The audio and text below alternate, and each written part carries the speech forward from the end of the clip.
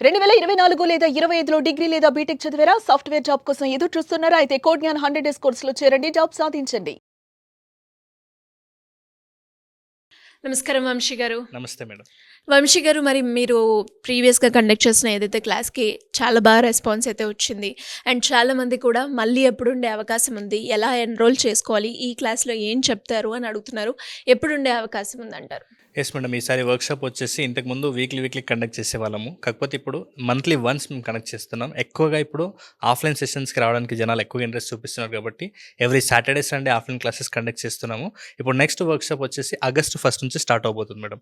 So దీంట్లో memory skills అన్నీ కూడా విద్యార్థులకు ఎలా అంటే చదివింది మర్చిపోకుండా ఎలా గుర్తుపెట్టుకోవాలన్న దానికి సంబంధించి కంప్లీట్‌గా ఇంకా చాలామంది కూడా మన వీడియోస్ చూసే ఉన్నారు. నేను ఏమేమి చెప్తా అనేది కూడా ప్రతి వీడియోలో కూడా చెప్తూనే ఉంటాను. సో పిల్లలకి ఎలాంటి స్ట్రెస్, యాంగ్జైటీ లేకుండా చదివింది ఎక్కువ కాలం గుర్తుండాలన్నా, మంచి రిజల్ట్ తీసుకురావాలన్నా మన వర్క్షాప్స్ అనేవి చాలా బాగా హెల్ప్ అవుతాయి మేడం. సో దీనికి సంబంధించి ఇంకా ఇన్ డీటెయిల్గా మేము కోర్స్ గురించి తెలుసుకోవాలనుకుంటున్నాం అని అంటే నేను ఎవ్రీ సండే కూడా 2 అవర్స్ మెమరీ మిరాకిల్ అనే వర్క్షాప్ని కండక్ట్ చేస్తున్నాను. సో ఆసక్తి కలిగిన వాళ్ళు ఎన్రోల్ చేసుకోండి. దెన్ ఇంకొకటి ఎవరికైనా ఆన్లైన్, ఆఫ్లైన్ అపాయింట్మెంట్ కావాలంటే కూడా కింద కనబడుతున్న నెంబర్కి కాల్ చేస్తే మా టీం మీకు పూర్తి డీటెయిల్స్ ఇస్తారు. ఓకే.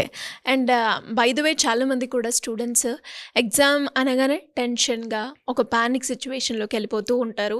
ఎగ్జామ్ రాయాలి అనుకుంటారు. Yes madam. అండ్ ఇంకా ఎగ్జామ్ హాల్‌కి వెళ్ళాక కొన్ని ఆన్సర్స్ బాగానే రాస్తారు. ఇంకొన్ని ఆన్సర్స్ అసలు స్ట్రైక్ అవ్వవు. కరెక్ట్. బ్లాంక్ అయిపోతారు. ఈ క్వెషన్‌కి ఆన్సర్ ఇదేనా?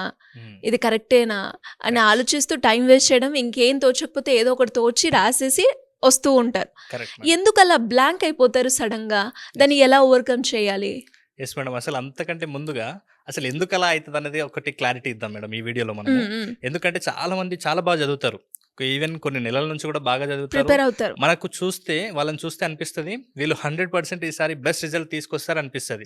కానీ ఎగ్జామ్ హాల్‌లోకెళ్ళిన తర్వాత వాళ్ళ మైండ్ మొత్తం కంప్లీట్‌గా బ్లాంక్ అయిపోతది. అంటే ఈవెన్ వాళ్ళు చదివి ఉంటారు. అయినా కూడా ఎగ్జామ్ హాల్‌లో రాయడానికి వాళ్ళకు అంత కరెక్ట్ సిట్యుయేషన్ ఉండదు. కరెక్ట్ రాయలేరనమాట. హ్మ్. సో దీనికి గల కారణం ఏంటంటే ఫస్ట్ అందరికీ తెలిసిందే స్ట్రెస్ అంటుంటాం. సో చాలామంది కూడా ఎగ్జామ్ స్ట్రెస్ అని విద్యార్థులకి పరీక్షల ముందు ఎక్కువగా రిపీట్ చేస్తుంటారు. అయితే చూడండి చాలామంది అదే ప్రాబ్లం మీద ఫోకస్ చేస్తారు. ఎంతసేపటికి ఆ సొల్యూషన్ ఏంటి అనేది మాత్రం ఆలోచన చేయరు. సో అసలు ఏమైతుంది? ఎందుకు మైండ్ బ్లాంక్ అయిపోతుంది ఆ ఎగ్జామ్ హాల్‌లో అంటే ఫస్ట్ వాళ్ళకి స్ట్రెస్ అన్నాం. సో ఎప్పుడైతే ఒక విద్యార్థి స్ట్రెస్‌కి గురైతున్నారో అప్పుడు మన బ్రెయిన్‌లో అమిగ్డాలా అనేది పారాసింథటిక్ నర్వస్ సిస్టమ్‌ని యాక్టివేట్ చేస్తుంది మేడం. సో ఎప్పుడైతే ఈ పారాసింథటిక్ నర్వస్ సిస్టమ్ అనేది యాక్టివేట్ అయితదో అది ఏం చేస్తుందంటే మన బ్లడ్ ఫ్లో అనేది ఏదైతే ఉంటుందో అది ఫ్రీ ఫ్రంటల్ కార్టెక్స్‌కి రెగ్యులర్‌గా పర్ఫెక్ట్‌గా జరిగినప్పుడు మాత్రమే మనం చాలా యాక్టివ్‌గా ఏదైతే మనం ఫోకస్ చేస్తున్నామో దాని మీద ఫోకస్ చేయగలుగుతాం. అయితే ఎప్పుడైతే ఈ ఫ్రీ ఫ్రంటల్ కార్టెక్స్‌కి చెందాల్సిన బ్లడ్ ఫ్లో అనేది సరిగ్గా లేకుండా ఉంటదనుకోండి, ఆ ఫ్లో ఫ్రీ ఫ్రంటల్ కార్టెక్స్ నుండి మన బాడీ పార్ట్స్ అన్నింటికి కూడా బ్లడ్ ఫ్లో జరిగిపోతుంది. సో ఇలాంటి టైంలో మనం ఒత్తిడికి గురైతుంటాము. అందుకే మనకు బాడీలో చెమటలు పట్టడము, లేకుంటే మనం వెంటనే ఒక అలజడి క్రియేట్ అయితుంది. అంటే హార్ట్ బీట్ ఎక్కువ అయిపోవడం, మనకు చెమటలు పట్టడం ఇదంతా జరిగిపోతుంది. సో ఇవన్నీ జరగడం వల్ల వాళ్ళ మైండ్ బ్లాంక్ అయిపోతుంది. అక్కడ గుర్తు తెచ్చుకోవాలనే ఆలోచన కూడా రాదు. అయితే నెక్స్ట్ స్టెప్ ఏంటంటే ఇప్పుడు స్ట్రెస్‌కి గురవుతున్నారు. ఎప్పుడైతే స్ట్రెస్‌కి గురవుతుందో అప్పుడు కార్టిజాల్ అనే హార్మోన్ ప్రొడ్యూస్ అవుతుంది. అయితే నిజానికి ఇది ఛాలెంజెస్‌ని ఫేస్ చేసే హార్మోన్ మేడం కార్టిజాల్ అనేది. కానీ ఈ కార్టిజాల్ అనేది ఓవర్‌ఫ్లో అయిందనుకోండి, అంటే మన బాడీలో ప్రొడ్యూస్ అవ్వడం ఎక్కువ అయిపోయిందనుకోండి, ఇప్పుడు ఏం జరుగుతుందంటే ఈ కార్టిజాల్ ప్రొడ్యూస్ అవ్వడం వల్ల ఇప్పుడు మనం ఏదైతే పని చేస్తున్నామో అంటే ఈవెన్ ప్రతి స్టూడెంట్ కూడా ఎగ్జామ్ హాల్‌లో కూర్చొని రాయాలనుకుంటాడు. ఈ రాయడానికి తోడ్పడేది వర్కింగ్ మెమరీ. హ్మ్.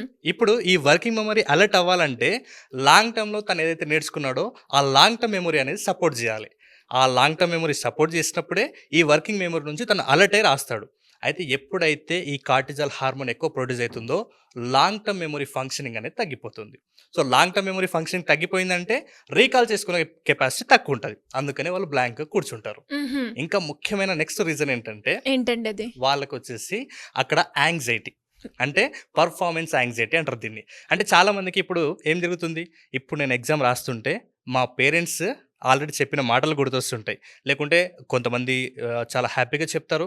కొంతమంది వార్నింగ్స్ ఇస్తారు. ఈసారి కన్నా నువ్వు ఎగ్జామ్స్ బాగా రాయలేదు. లేకుంటే ఇంకా ఏమో ఎలాగైనా చెప్పొచ్చు పేరెంట్స్. సో పర్ఫార్మెన్స్ యాంగ్జైటీ అనేది ఏందంటే వాళ్ళు ఒక డౌట్‌లో ఉంటారు మేడం కంప్లీట్‌గా. అంటే వాళ్ళేమనుకుంటారో లేకుంటే నేను ఇప్పుడు బాగా రాయకపోతే, నేను ఫెయిల్ అయిపోతే సో ఇలాంటి డౌట్స్ వాళ్ళకి ఎక్కువగా రిపీటెడ్‌గా అక్కడ వస్తుంటాయి అనమాట. అంటే ఒక్క మాటలో చెప్పాలంటే ఈ పర్ఫార్మెన్స్ యాంగ్జైటీ వల్ల నెగెటివ్ సెల్ఫ్ టాక్ బిల్డ్ అయితుంది ప్రతి ఒక్క స్టూడెంట్ లోపల. హుహు. సో ఎప్పుడైతే ఈ నెగెటివ్ సెల్ఫ్ సెల్ఫ్ టాక్ అనేది బిల్డ్ అవుతుందో వాళ్ళు అక్కడ ఏం స్టార్ట్ అవుతుందంటే ఒక రకమైన డౌట్, ఫియర్ స్టార్ట్ అవుతుంది. సో అందుకనే వాళ్ళ మైండ్ మొత్తం బ్లాంక్గా తయారవుతుంది ఎగ్జామ్ హాల్లో. ఓకే. ఇదే రీజన్ అంటారా? Yes madam, 100%. అంటే ఇది ఒక్కటే రీజన్ కాదు, ఇవన్నీ కూడా రీజన్ అనమాట. సో నెక్స్ట్ వచ్చేసి మనం ఇంకా ఎక్కువగా కార్టిసాల్ ప్రొడ్యూస్ అయినా, ఎక్కువగా స్ట్రెస్కి గురైనా మనము మన బ్రెయిన్ అనేది డిఫాల్ట్ మోడ్ నెట్వర్క్ అనేది యాక్టివేట్ అవుతుంది అనమాట మన బ్రెయిన్లో.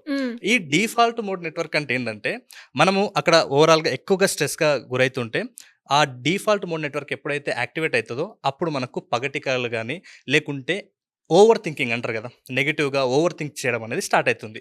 అయితే ఎప్పుడైతే ఈ ఓవర్ థింకింగ్ లేకుంటే డే డ్రీమింగ్ అయితే స్టార్ట్ అవుతుందో మన బ్రెయిన్ యొక్క యాక్టివ్ నెట్వర్క్ మోడ్ అనేది ఆఫ్ అయిపోతుంది. సో ఎప్పుడైతే ఈ యాక్టివ్ నెట్వర్క్ మోడ్ ఆఫ్ అయిందో వీళ్ళకి రీకాల్ చేసుకునే కెపాసిటీ అనేది కంప్లీట్గా డౌన్ అయిపోతుంది. అందుకని వీళ్ళు ఎంత ప్రయత్నం చేసినా మనకు ఆటోమేటిక్గా అప్పుడు ఏమనిపిస్తుంది అంటే ఈ డిఫాల్ట్ నెట్వర్క్ మోడ్ అయితే ఆన్లో ఉందో అప్పుడు వీళ్ళకి అనిపిస్తుంటుంది, నేను ఆల్రెడీ బాగా చదివిన, తలలు పట్టుకుంటారు, ఇంకా బాగా చదివినా నాకు అంత పర్ఫెక్ట్గా గుర్తొస్తలేదు, ఇలా ఉంటుంది. సో నెక్స్ట్ రీజన్ ఇంకేంటంటే మీరు ఇంకా స్ట్రెస్కి ఎక్కువ కాలం గురవుతున్నట్లయితే ఇవన్నిటితో పాటు ఇంకా అతి ముఖ్యమైనది ఏంటంటే సరైన పోషకాహారం తీసుకోకపోవడం, సరైన నిద్ర లేకపోవడం అనమాట. సో ఎప్పుడైతే రైట్ న్యూట్రిషన్ ఫుడ్ తీసుకోకపోయినా, సరిగా స్లీప్ లేకపోయినా మన బ్రెయిన్లో హిప్పో క్యాంపస్ అనేది ఒత్తిడికి గురవుతుంది మేడం. ఈ హిప్పో క్యాంపస్ అనేదే మన బ్రెయిన్ రీకాల్ చేసుకోవడానికి హెల్ప్ చేసేది హిప్పో క్యాంపస్. సో అందుకనే మీరు ఎగ్జామ్ ముందు రోజు సరైన స్లీప్ ఉండాలి, దాంతోపాటు సరైన న్యూట్రిషన్ ఫుడ్ మీరు తీసుకున్నట్లయితే ఆ హిప్పో క్యాంపస్ ఏదైతే ఉందో అది అలర్ట్గా ఉండి మీకు ఆ లాంగ్ టర్మ్ మెమరీలో ఉన్నదాన్ని రీకాల్ చేసుకొని అక్కడ రాయడానికి మీకు చాలా బాగా హెల్ప్ అవుతుంది. కాబట్టి ఇదంతా చేయకపోవడం వల్లనే వాళ్ళకి అక్కడ ఎగ్జామ్ హాల్లో మైండ్ బ్లాక్ అవుతుంది, మేము రాయలేకపోతున్నాం అంటుంటారు. అయితే ఇవంతా ఒక రీజన్ అయితే ఇంకొక ముఖ్యమైన రీజన్ ఉంది. ఏంటంటే వీళ్ళకి రివిజన్ ఎలా చేసుకోవాలో తెలియదు. సో మెయిన్గా ఇవన్నీ మిస్టేక్స్ చేయడం వల్ల అక్కడ వాళ్ళు సైకలాజికల్గా అలా డిస్టర్బ్ అయ్యి మైండ్ మొత్తం బ్లాంక్ అవుతుంది. ముఖ్యమైన రీజన్ వచ్చేసి ఇవన్నీ కూడా ముఖ్యమైనవే. సో చాలామంది విద్యార్థులు ఏం చేస్తుంటారు అంటే ఇప్పుడు చదివిన తర్వాత మళ్ళీ వెంటనే చెక్ చేసుకుంటారు. సో చాలామంది అలా చెక్ చేసుకోవడం వల్ల ఇప్పుడు ఫర్ ఎగ్జాంపుల్ చాలామంది స్టూడెంట్స్ అప్పటికే నోట్బుక్ క్లోజ్ చేసి మళ్ళీ ఒకసారి రివైజ్ చేసుకుంటారు. సో ఎప్పుడైతే అది షార్ట్ టర్మ్ మెమరీలో ఉంటుంది కాబట్టి ఈజీగా గుర్తు చేసుకుంటారు. కానీ ఇప్పుడు యాన్యువల్ ఎగ్జామ్ రాయాలనుకున్నప్పుడు ఒక టోటల్గా ఆ సిలబస్ని, ఆ బుక్ మొత్తాన్ని గుర్తుపెట్టుకోవడము, రివిజన్ స్ట్రాటజీస్ తెలిసి ఉండడం అనేది చాలా ఇంపార్టెంట్. సో ఎవరికైతే ఈ రివిజన్ స్ట్రాటజీస్ అనేది తెలియకుండా ఉంటారో వీళ్ళు ఏం చేస్తుంటారు అంటే చదివి వదిలేస్తుంటారు, ఇలా బుక్ మొత్తం సిలబస్ కంప్లీట్ చేస్తుంటారు. కానీ రివిజన్ స్ట్రాటజీ అనేది వీళ్ళు ఫాలో అవ్వలేదు, అంటే వాళ్ళ సెల్ఫ్గా వాళ్ళు ఎప్పుడు కూడా రివిజన్ చేసుకోలేదు. సో ఎప్పుడైతే ఇవన్నిటిని కూడా మీరు ఓవర్కమ్ చేసుకుంటూ ఈ రివిజన్ స్ట్రాటజీస్ని కూడా తెలుసుకున్నప్పుడు అప్పుడు మీ మైండ్ ఎగ్జామ్ హాల్లో బ్లాంక్ కాకుండా ఉంటుంది. కాబట్టి ఇవన్నీ రీజన్స్ ఉన్నాయి. మీరు ఒక స్ట్రెస్కి గురవుతే మీ బ్రెయిన్ లోపల ఇంత ప్రాసెస్ జరుగుతుంది. ముఖ్యంగా మీ చేతిలో ఉన్నటువంటి ఈ రివిజన్ స్ట్రాటజీస్ మీకు తెలియకపోవడం, తర్వాత మీరు ఆ స్ట్రెస్ని ఎలా కంట్రోల్ చేసుకోవాలో తెలియకపోవడం వల్లనే మీ మైండ్ బ్లాంక్ అవుతుంది. సో ఇవన్నీ జరగడం వల్లనే మీ మైండ్ బ్లాంక్ అవుతుంది. కానీ మీరేమి తెలివి తక్కువ ఉన్నదని, లేకుంటే నాకు మెమరీ పవర్ లేదని, లేకుంటే మేము ఇంకా చాలా అసలు ఎంత చదివినా మాకు గుర్తుండదని మిమ్మల్ని మీరు బ్లేమ్ చేసుకుంటున్నారు. కాబట్టి ప్రతి ఒక్కదానికి సొల్యూషన్ ఉంది. మీరు కొంచెం ఫోకస్గా వీటిని నేర్చుకోవడం మీద దృష్టి పెడితే మీరు దాన్ని అంతటి కూడా ఓవర్కమ్ చేయొచ్చు.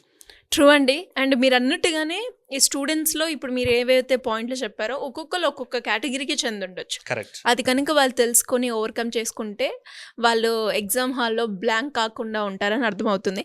Anyways great information. Thank you so much. Thank you madam. Suman టీవీలో మీ పర్సనల్ అండ్ బిజినెస్ ప్రమోషన్స్ కోసం కింది నెంబర్కి కాంటాక్ట్ చేయండి.